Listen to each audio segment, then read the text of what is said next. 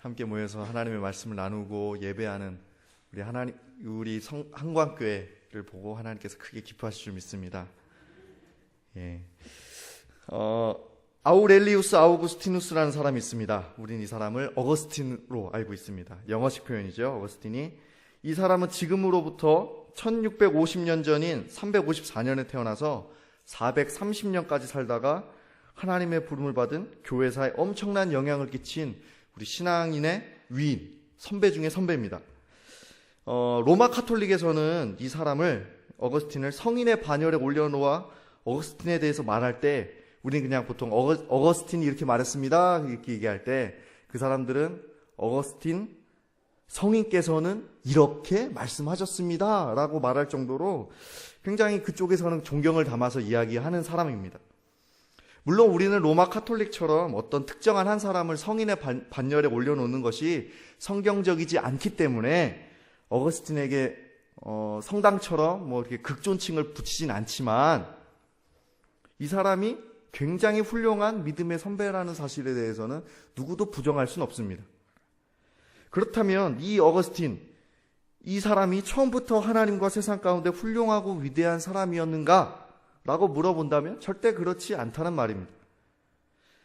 워낙에 이분에 대해서 예화를 많이 들었기 때문에 이 어거스틴이라는 분이 어떻게 살았는지는 대충 아실 거라 생각합니다. 이 사람은 젊은 시절에 육신의 정욕으로 가득 차 있었습니다. 14년 동안 한 여인과 동거를 하고, 동거녀와 또 결혼을 하면 또 괜찮은데 결혼 안 하고 또 버리고, 그 여자를 버리고 다른 여자와 약혼을 했는데 그 약혼한 여자는 8살짜리 여자아이였어요. 그러니까 굉장히 육신의 정욕에 가득 차 있던 사람이었어요. 굉장히 똑똑한 사람이지만. 근데 그런 사람이 나중에 그렇게 살고 있으면서도 하나님 앞에 기도하기를, 조금씩 신앙이 들어가서 하나님 앞에 기도하기를, 나에게 순결을 주소서, 절제하게 하소서, 그러나 아직까지는 쾌락을 즐기게 하소서, 이런 말도 안 되는 기도 생활을 했던 사람입니다. 그러던 그가 조금씩 신앙생활을 이렇게 시작을 합니다. 어머니의 기도 때문에 신앙생활을 시작하지만 여전히 육신의 정욕대로 사는 것을 놓으려 하질 않았어요. 그러면서 그러니까 신앙에 점점 들어가면서 예전의 습관이 계속 찔르는 거예요. 영혼을 계속 찔러요. 그런데 이걸 포기할 수가 없어요. 사람이 너무 악하니까. 예전에 그동안 죄악의 습관들이 너무나도 자기 영혼을 부셔버렸기 때문에 이것들이 포기가 안 되고 계속해서 내면적으로 싸우고 있었던 순간을 계속해서 보냅니다. 예전의 습관과 하나님께서 원하시는 삶 가운데 계속 고뇌하고 고통스러워합니다. 하나님께서 원하시는 삶이 무엇인지는 알겠는데 차마 예전의 삶을 놓을 수 없는 자신에 대해서 괴로워하고 통회하며 그런 시간들을 보내고 있습니다. 그런 시간을 보내는 가운데 어떤 노랫소리가 들렸습니다. 톨레레게, 우리말로 하면 펴서 읽어라. 어거스틴은 그 노래를 듣고 뒤통수를 맞은 듯한 충격을 받고 집으로 돌아가서 말씀을 펴서 읽었습니다. 그의 저서인 고백록을 통해서 그는 이날의 상황을 이렇게 고백했습니다. 나는 그 책을 집어 들자마자 펴서 내 눈에 들어온 구절을 읽었습니다. 그 구절의 내용은 다음과 같습니다. 방탕과 술 취하지 말며 음란과 호색하지 말며 쟁투와 시기하지 말고 오직 주 예수 그리스도로 옷 입고 정욕을 위하여 육신의 일을 도모하지 말라. 나는 더 이상 읽고 싶지도 않고 읽을 필요도 없었습니다. 그것으로 충분했기 때문입니다. 그 구절을 읽은 후 즉시 충만한 확신의 빛과 같은 그 무엇이 내 마음속에 들어와 의심의 모든 어두운 그림자를 쫓아내었습니다. 그는 이렇게 고백합니다. 그리고 나서 어거스틴은 지난날의 혼란과 방황을 뒤로하고 일평생 하나님의 말씀을 연구하고 선포하고 교회사에 엄청난 영향력을 남겨서 지금에 이르기까지 교회사의 가장 위대한 인물로 손꼽히고 있습니다. 오늘 말씀의 제목인 톨레레게, 펴서 읽으십시오. 이 말이 과연 어거스틴에게만 적용이 되는 말일까요? 저는 그렇다고 생각하지 않습니다. 물론 그때 당시 어거스틴처럼 성경을 한 번에 쫙 펴자마자 나의 영혼을 사로잡는 구절을 기대하는 것은 하나님의 뜻은 아닙니다. 일평생에 한 번 있을까 말까한 그 일을 우리 가운데 일상적으로 일어날 수 있는 일이라고 말할 수는 없죠. 그러나 우리는 매일 주님의 말씀인 성경을 펴서 읽어야 될 줄 믿습니다. 오늘 본문 말씀인 디모데후서 3장 16절은 평소 우리가 많이 듣고 외우고 있는 말씀입니다. 이 본문은 사도 바울이 차세대 교회 지도자인 디모데에게 당부하는 말씀입니다. 디모데는 어려서부터 사도로부터 기독교 복음에 관해서 많은 것을 배울 기회도 있었을 뿐만 아니라 어려서부터 성경을 배웠습니다. 바울 자신도 복음에 대해 증거할 때 자신의 생각들, 자신의 경험을 이야기한 것이 아니라 성경의 증거에 근거했기 때문에 디모데에게 부탁할 때, 당부할 때 나한테 배운 것을 의존하지 말고 성경의 그 근거를 찾아서 확인하고 바른 복음을 증거하라고 디모데에게 당부한 말입니다. 이와 같이 우리가 성경을 읽어야 되는 이유에 대해서 우리가 한번 더 깊이 생각해 보는 시간을 가지면 좋겠습니다. 첫 번째로 성경은 복음에 대한 이해를 하기 위해서 필수적입니다. 로마서 10장 17절을 제가 읽겠습니다. 그러므로 믿음은 들음에서 나며 들음은 그리스도의 말씀으로 말미암았느니라. 성경에 기록된 하나님의 말씀을 자기 스스로 읽거나 아니면 다른 이들을 통해서, 다른 사람을 통해서라도 듣고 믿을 때 구원의 역사가 일어납니다. 다른 어떤 것도 하나님의 사랑과 구원의 역사를 알려줄 것이 없습니다. 저 아름답게 핀 꽃을 보고, 남산에 아름답게 핀 꽃을 보고 하나님의 사랑을 알 수 있어요? 저는 어리석어서 알 방법이 없습니다. 그냥 예쁘구나. 그냥 여자친구랑 꽃놀이나 가야지. 이런 생각밖에 못하지. 저 꽃을 보고 하나님이 저 꽃을 만드셨구나. 알 방법이 없습니다. 그러면 성도 여러분께서는 어떻게 구원을 얻으셨습니까? 주위에 아는 사람이 선한 일을 하는 것 보고 예수님을 만나셨습니까? 아니면 성도님 본인이 덕을 쌓아서 예수님을 만나셨습니까? 아니죠. 그렇게 말할 수 있는 사람은 단 한 명도 없습니다. 본 적이 없습니다. 우리가 어떻게 예수님을 만났느냐 한번 되짚어보면 강단에서 선포되어지는 복음을 들었을 때, 그리고 주위 사람들이 복음을 증거했을 때, 그리고 그 복음을 듣고 각 처소에서 말씀을 펴서 읽거나 아니면 전도 책자를 보고 그런 개인적인 시간들을 통해서 예수님을 만나셨을 것입니다. 그러니까 말씀 없이 예수님을 만난 사람은 한 명도 없습니다. 존재할 수가 없습니다. 우리 안에 선한 것이 아무것도 없는데, 우리 안에 하나님을 만날 수 있는 그것이 아무것도 없는데 우리의 행위 또는 우리 스스로 어떻게 구원의 은혜를 깨달을 수 있겠습니까? 오직 구원으로 인도하는 예수 그리스도의 복음은 말씀 외에는 찾을 방법이 없는 줄 압니다. 5월 10일, 다음 주 화요일이죠. 불교가 한반도에 들어온 것을 불교도들이 기념하는 날입니다. 사실 우리에게 별 의미가 없는 날입니다. 굳이 긍정적인 의미를 하나 찾는다고 하면 공휴일이 하나 더 늘었다는 사실. 일을 안 하고 쉬어도 되는 날이, 쉬는 날이구나. 이거 긍정적인 이거 하나밖에 없어요. 애들은 학교 안 가도 되는구나. 그렇지만 불교가 이 땅에 들어옴으로 인해서 1500년이 넘는 세월 동안 얼마나 많은 사람들을 저주 아래 놓이게 했는지 우리는 생각해 봐야 돼요. 가슴 아픈 날이에요. 하나님의 입장에서는, 우리 아버지 입장에서는 가슴이 찢어지는 날이에요. 이날 얼마나 많은 사람들이 절에 가겠어요. 얼마나 많은 사람들이 우상 앞에서 경배하는 날이겠어요. 하나님은 얼마나 가슴 아파하고 얼마나 기분 나빠하시겠어요. 그런데 하나님을 믿는다고 말하면서도 슬쩍 천주교회로 이름을 개명한 성당에서는 부처님 오신 날이라고 플래카드를 걸어놓고 참 종교의 의미를 알고 서로 존중하는 것이 예수님의 가르침이라 이렇게 거짓말로 떠들어대고 있습니다. 여전히. 그리고 몇몇 교회도 그 대열에 줄을 서버리고 있어요.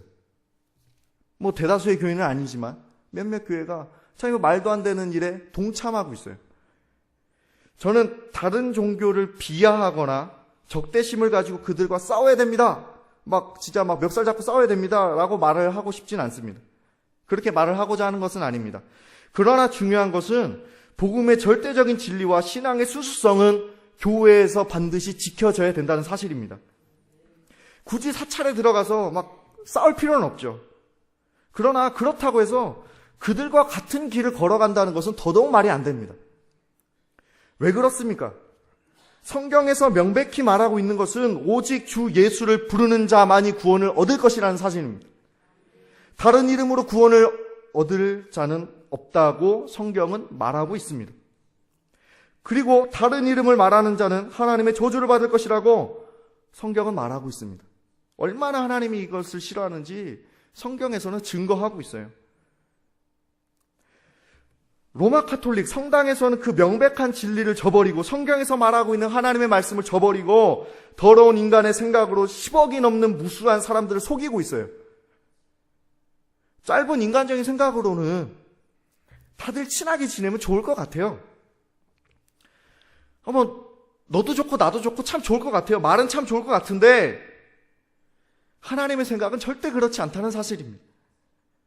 그런데 세상은 서로의 종교를 인정해주고 존중해주는 것을 넘어서 하나가 되는 것을 좋다고 칭송하고 있어요. 그리고 고독하게 진리를 지키는 교회에게 너희가 정말 사랑이 없다, 평화가 없다고 이렇게 비난하고 있어요. 말도 안 되는 일들이 지금 계속해서 일어나고 있습니다. 이런 세상에서 우리는 어떻게 해야 될까요? 정말 좋은 게 좋은 걸까요? 절대 그럴 수 없습니다. 좋은 게 좋은 게 아닙니다. 우리는 참과 거짓, 진리와 비진리에 대해서 담대히 선포하는 예수 십자가의 증인일 줄 믿습니다. 그렇기 때문에 우리 말씀 읽어야 됩니다. 좋은 게 좋은 게 아니라 뭐가 좋고 뭐가 진리인지, 뭐가 참인지 거짓인지 알려면 하나님의 말씀을 알아야 돼요. 그냥 살다가 경험해서 얻어지고 그냥 살다가 좋은 말을 들어서 얻어지는 우리 하나님의 진리는 그런 세상의 지식이 아닙니다. 예수 그리스도를 믿고 구원받아 하나님의 자녀가 되기를 원하고 다른 이들에게 분명한 복음을 전하기 위해서는 지금 말씀을 펴서 읽어야 됩니다. 지금 말씀을 펴서 우리의 돌덩이 같은 우리 마음 가운데 새겨야 돼요. 저의 머리도 참 돌처럼 참 딱딱하고 막 머리가 좋은 머리가 아니에요. 그러나 돌의 장점은 있습니다. 한 번 새겨지면 지워지지가 않아요. 이거 지우려면 너무 힘들어요. 정으로 막 때려가지고 주님의 말씀을 막 머리 가운데 새겨 넣어야 돼요. 정말 그렇지 않으면 세상 사람들에게 복음을 전할 수가 없어요. 주님의 말씀을 전할 수가 없어요. 구원의 확신이 또 희미해져 가시는 분들이 있습니다. 말씀을 읽지 않아서 구원의 확신이 희미해지고 내가 무엇을 믿고 있는 거지? 내가 정말 뭐 때문에 사는 거지? 이게 헷갈려 하시는 분들이 있습니다. 그러니까 낙심 가운데 빠져들게 되는 거죠. 또는 구원의 은혜를 더 깊이 깨달아 알고자 하는 그런 거룩한 욕심을 가지고 계신 성도님들도 있습니다. 둘의 상황은 다르지만 그 두 분 역시 말씀을 펴서 읽어야 됩니다.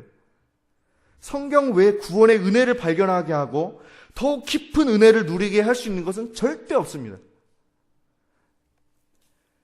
말씀이 안에 있고 그 말씀을 토대로 기도를 해야 이게 폭발물이 터지듯이 터지는 거지 기도만 한다고 해서 될까요?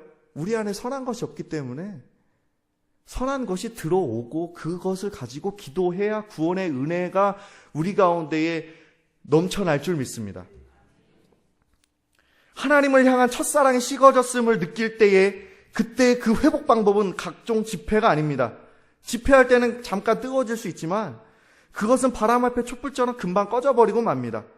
그렇지만 매일 마음을 정해서 하나님의 말씀을 규칙적으로 펴서 읽을 때에 구원의 은혜와 확신이 회복되어지고 그 마음을 가지고 집회에 나갔을 때 절대로 꺼지지 않습니다. 그 은혜는.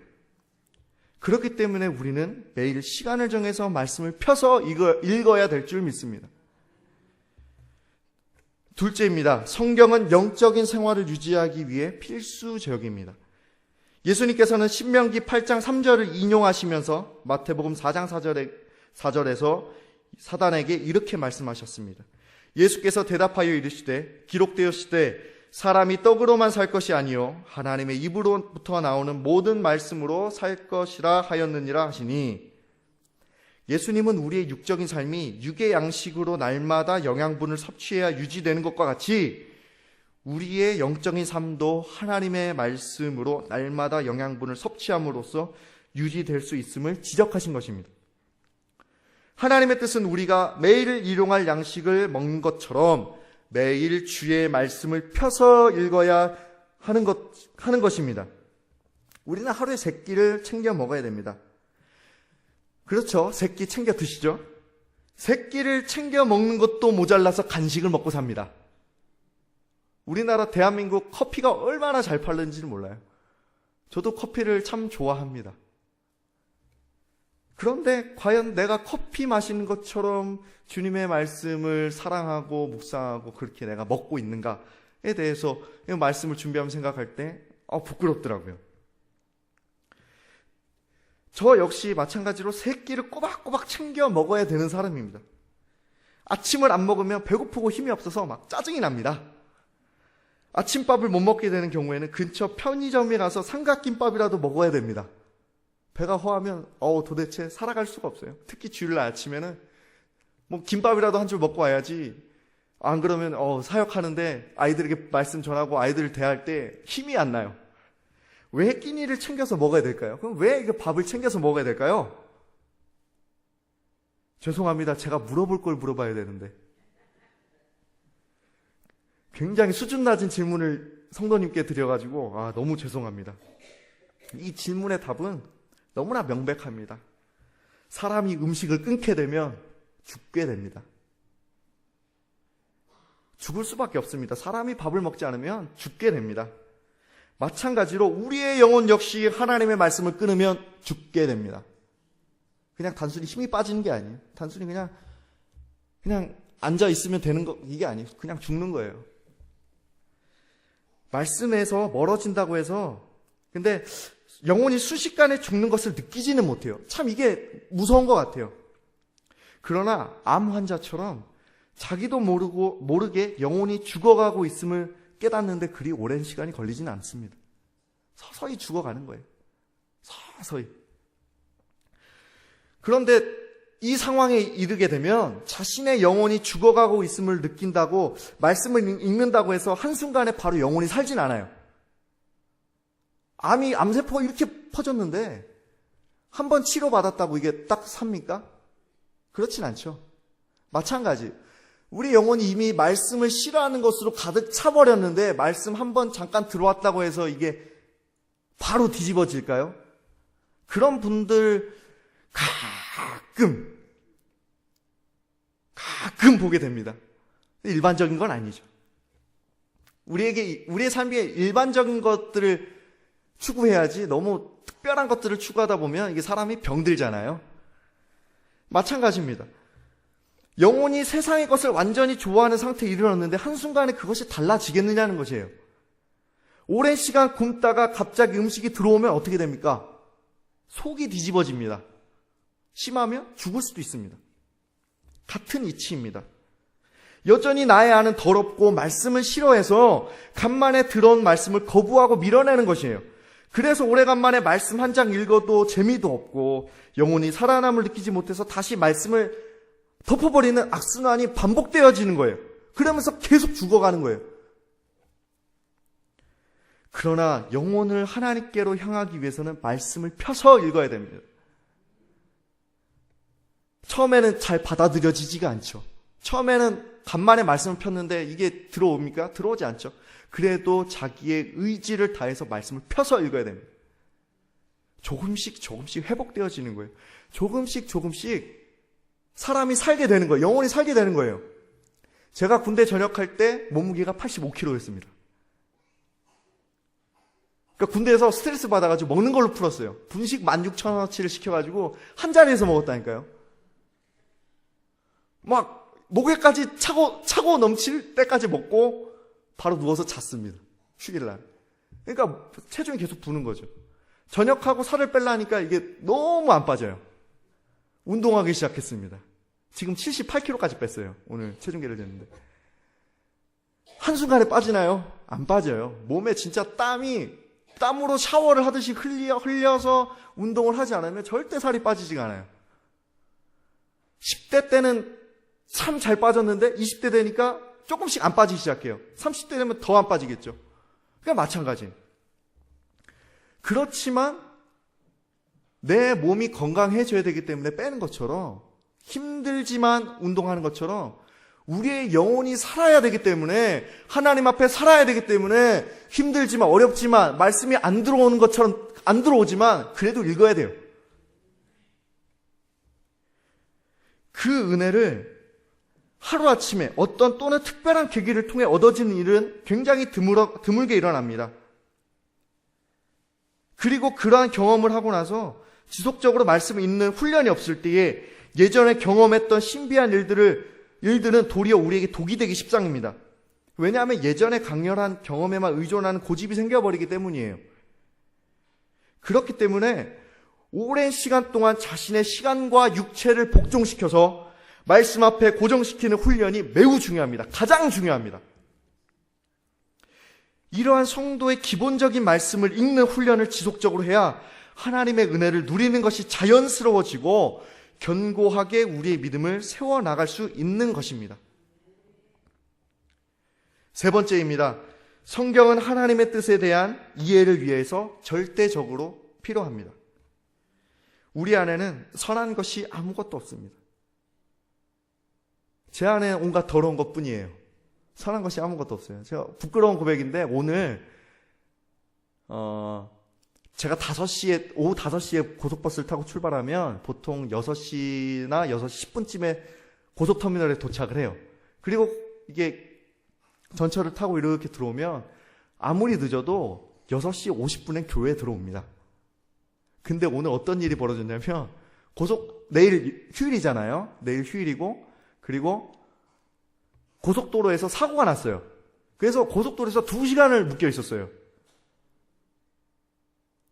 전 죽겠는 거예요. 막 가슴이 막 타들어가는 거예요. 막 어떻게 하면 좋지? 어떻게 오늘 또 그냥 말씀만 아니어도 그래도 괜찮은데 좀 늦습니다 이렇게 말하면 되는데 오늘 또 말씀이에요.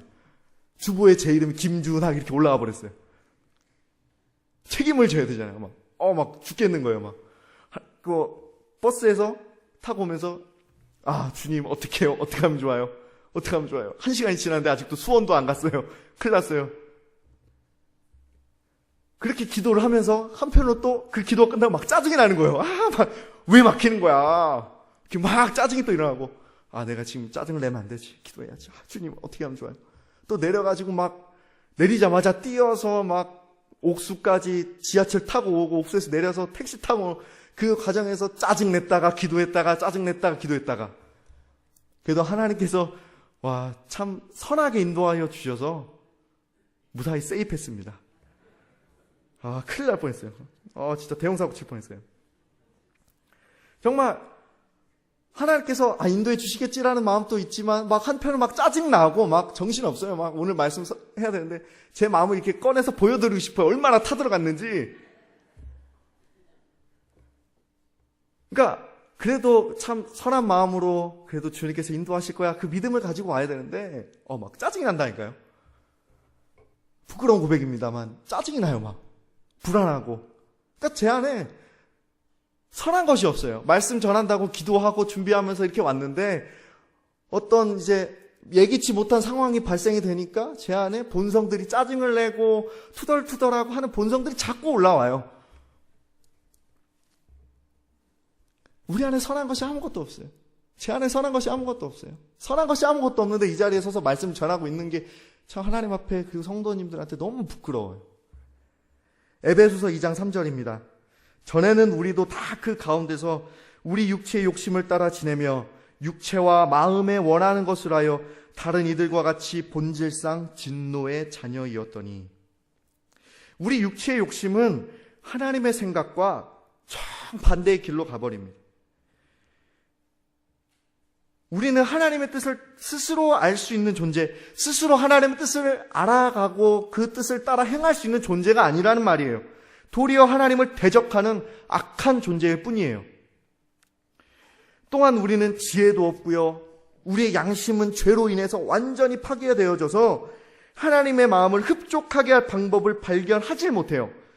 우리는 죄의 영향 가운데서 옳고 그름에 대한 우리의 생각을 왜곡시켜버리고 우리가 생각하는 과정 속에서 잘못된 생각을 넣어줄 뿐만 아니라 우리의 양심의 증거들을 때때로 억눌러요.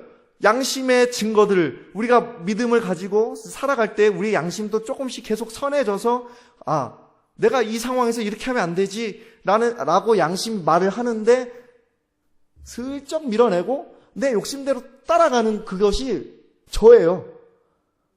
다른 사람들이 아니에요. 저더라고요. 그게. 그런 세상에서 살고 있어요. 그런 모습으로 살고 있는 이상 우리는 하나님의 뜻을 절대로 스스로 발견할 수가 없어요.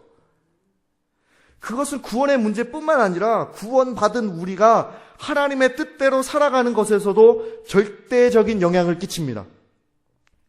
인간은 자기 합리화, 즉 자기에게 유리한 쪽으로 생각하는 것에 대해서 가히 천재적인 존재입니다.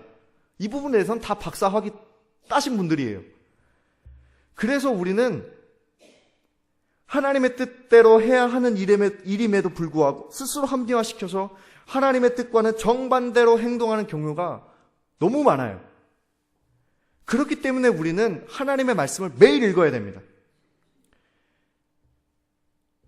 이것이 진리고 이것이 우리의 방향을 설정해 주기 때문에 우리는 자꾸 딴 쪽을 보는데 말씀을 봤을 때 이쪽이 아니구나 이것을 보게 돼요.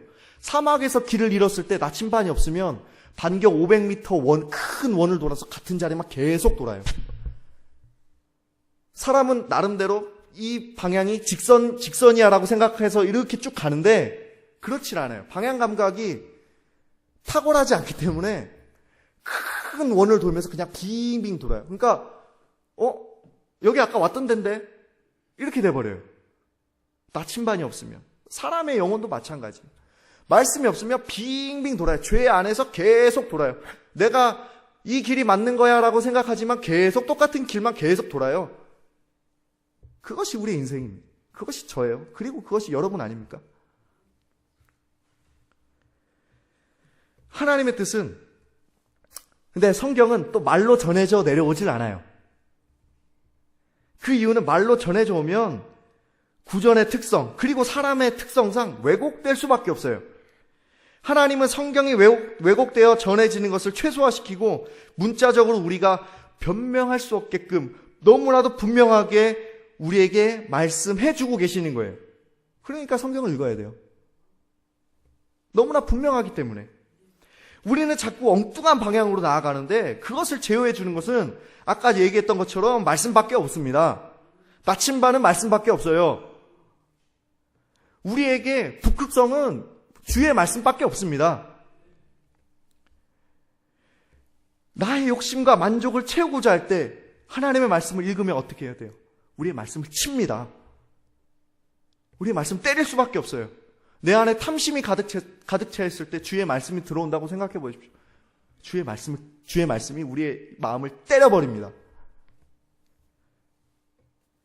나의 욕심을 꺾는 것은 쉽지 않지만 주의 말씀이 들어와서 내 마음을 쳤을 때 그래도 내가 하나님께 순종해야지 라고 다짐하고 그렇게 하나님 말씀에 순종하고 세상이 주는 욕심을 꺾을 수가 있습니다. 세상은 빠르게 변하고 우리를 자꾸만 흔듭니다. 그래서 우리는 불안하고 혼란스럽습니다. 그럴 때 하나님의 말씀은 변하질 않아요. 그렇기 때문에 하나님의 말씀을 붙드는 것만이 우리가 살 길인 줄 믿습니다. 사단은 자꾸 하나님의 사랑에서 우리를 멀어지게 하려고 최선의 노력을 다하고 있어요. 사단도 정말 노력하는 존재입니다. 우리를 말씀에서 멀어지게 하려고 그렇게 노력합니다. 말도 안 되는 상황을 우리에게 주고 말도 안 되는 이상한 말을 자꾸 듣게 만들어요. 자꾸 우리를 흔들어요. 그럴 때 우리의 믿음은 약하기 때문에 그 말에 그 상황에 영향을 받아서 흔들려지고 계속 약해집니다. 그러나 하나님은 어떻게 말씀하고 계시나요? 끝까지 우리를 사랑한다 말씀하세요. 주의 말씀은 그럼에도 불구하고 너희를 사랑한다, 나를 사랑한다고 말씀하고 계세요. 그렇기 때문에 그 하나님의 말씀을 기억할 때 우리는 그 힘들고 어려운 세상 상황에서도 그 폭풍 같은 삶 가운데서도 잠잠할 줄 믿습니다. 제가 성경을 읽는 이유는 복음을 전해야 되는 사역자이기 때문이기도 하지만 그 이유는 절대 첫 번째 이유가 될 수가 없어요.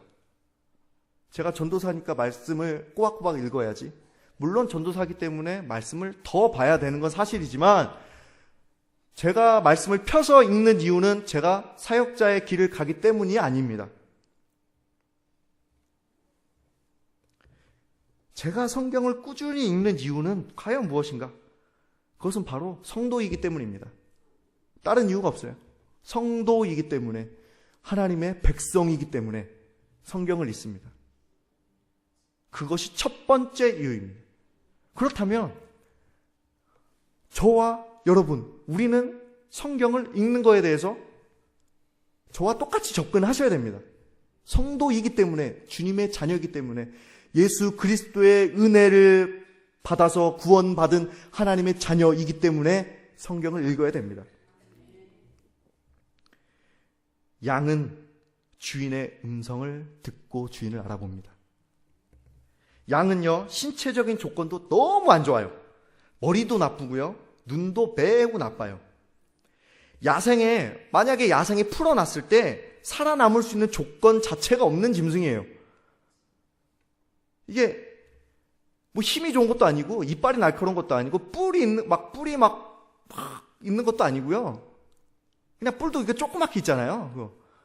아무짝에도 쓸모없는 뿔만 있고, 만약 인간이 양을 사육하지 않았으면 그 산을 뛰어다니는 사냥을 제외하고 다른 모든 양은 이미 지구상에서 없어졌을 거예요.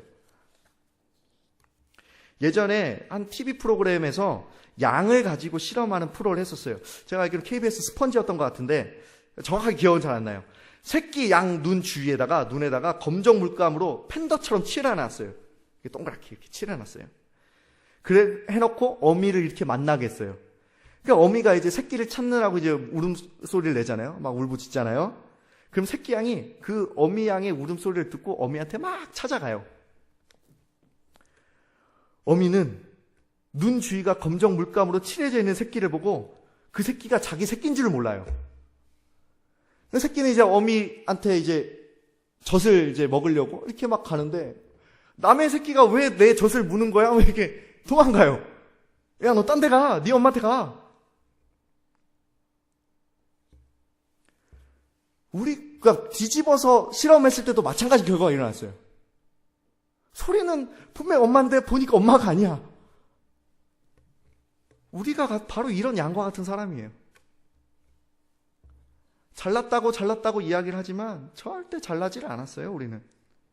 뭐가 뭔지도 구분도 못하고 무엇이 하나님 뜻인지 알 방법이 없는 불쌍한 존재라는 말이에요. 다시 말해서, 자신이 불쌍한 존재라는 사실조차 모르고 살아가는 비참한 존재가 바로 우리예요. 사단은 우리가 하나님의 말씀에서 멀어지게 하려고 무슨 짓이든지 다 할 것입니다. 지금 우리의 마음은 무엇에 빼앗겨 있습니까? 하나님의 말씀을 읽어야 되는데 무엇이 여러분을 방해하고 있습니까? 제목과는 다르게 도대체 언제 웃을지 모르는 웃어라 동해야에게 마음이 사로잡혀 있습니까? 도대체 동해는 언제 웃을지 모르겠어요. 제목 웃어야 동해야인데. 시청률 40%가 넘잖아요. 어머니들 되게 좋아하시는 드라마잖아요. 뭐 그런 드라마. 또 요새 제목부터 반성경적인 49일이라는 드라마는 또 젊은이들이 굉장히 잘 보고 있어요. 뭐 드라마가 우리의 삶에 소소한 즐거움을 주기는 하지만 그것이 우리를 살게 하지는 못합니다. 드라마 또는 뭐 다른 모든 것들이 직접적으로 우리의 삶을 메마르게 하지는 않을지는 모르겠지만 그것들 때문에 우리의 마음이 말씀에서 멀어지게 된다면 그것은 우리에게 명백하게 독이 될 뿐입니다. 그렇기 때문에 우리는 마음을 정하고 시간을 정해서 하나님의 말씀을 펴서 읽어야 됩니다.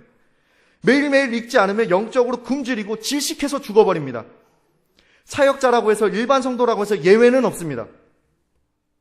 말씀을 펴서 읽는 것은 성도의 의무입니다. 그리고 특권입니다. 내 안에 선한 진리의 말씀이 들어와야 그것이 나의 영혼을 살게 하고, 말씀을 근거로 기도하고, 말씀을 가지고 담대히 그 말씀을 증거하고, 말씀을 실천하면서 살아갈 때 하나님의 영광이 될 줄 믿습니다. 오늘 돌아가시기 전에 결단하십시오. 주님의 말씀을 내가 몇 시에 읽어야지, 내가 언제 몇 시에 어디에서 읽어야지, 오늘 결단하십시오. 돌아가면서 결단하십시오. 그것이 우리를 살리는 유일한 길입니다. 그것이 교회를 교회되게 하는 유일한 길입니다. 말씀 읽다 보면 재미도 없을 수도 있습니다. 이해가 안 되는 부분도 많이 있습니다. 그러나 그래도 읽어야 됩니다. 왜냐고요? 그것이 하나님의 말씀이고 그 말씀만이 우리를 살리기 때문입니다. 읽다 보면 나중에 이해가 되지 않았던 본문에 대해서 또 우리 교회 좋은 목사님들 많이 계시잖아요. 또 설교하시고 강단에 설포할 때 내가 읽었던 말씀에 대해서 이렇게 말씀하시는구나, 이거구나, 이해합니다. 처음 접한 사람하고 그 은혜의 깊이는 차원이 다를 수밖에 없습니다. 또 자신이 또 이게 말씀이 궁금하면 또 물어보기도 하고, 좋은 신앙 서적들도 탐독해 볼 수 있는 욕심이 생기고요. 개인적으로 또는 모여서 성경 공부할 때 본문이 익숙하기 때문에, 말씀이 익숙하기 때문에 이해할 수 있는 능력이 그렇지 않은 사람보다 훨씬 커질 수밖에 없습니다. 그리고 말씀을 붙들고 기도할 때 하나님께서 깨닫게 해주시는 은혜 또한 상상을 초월할 것입니다. 그런 일들을 경험해 나가면서 말씀이 우리에게 주는 유익을 삶 가운데 직접 경험해 나갈 수 있는 거예요. 지금은 의무감으로 말씀을 보는 분들이 많이 있을 수도 있습니다. 많이 있을 것 같습니다. 있을 줄 압니다. 저 역시 의무감에서 시작했습니다. 지금도 흔들릴 때 의무감이 저를 사로잡아서 말씀을 펴서 읽게 합니다. 그러나 이런 훈련의 시간들이 쌓이고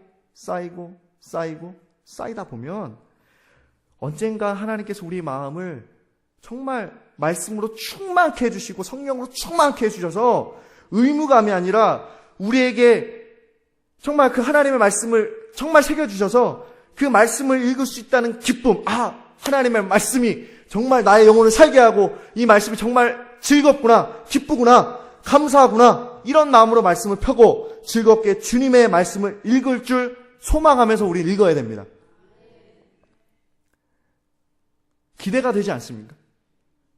다른 사람들은 뭐야? 이렇게 하는데 진짜 이게 이 말씀 없이는 내가 살 수가 없어, 이렇게 고백하게 될 우리가 기대되지 않습니까? 그 기대하는 마음으로 오늘 돌아가시면서 결단하시고, 지금 이 자리에서 내가 주의 말씀을 읽어야지 결단하시고 돌아가셔서 말씀을 펴서 읽는 한강교회 성도가 되기를 소원합니다.